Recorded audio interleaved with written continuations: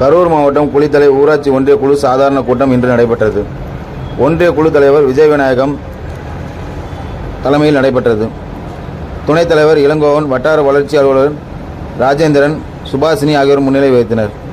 இக்கூட்டத்தில் 37 தீர்மானங்கள் கொண்டுவரப்பட்டது. இதில் 33 தீர்மானங்கள் வரவேற்கப்பட்டு 4 தீர்மானங்கள் ஒத்திவைக்கப்பட்டது. இதில் ஒன்றிய கவுன்சிலர்கள், அலுவலர்கள் பங்கேற்றனர்.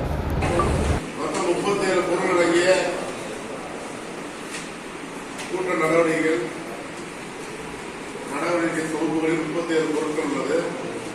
இதில் உறுப்பினர்கள் படித்து பார்த்து 25 தீர்மானங்களை நிறைவேற்றியிருக்கிறார்கள். 12 தீர்மானங்கள் நிர்ணயிக்கப்படுகிறது. காரணம்,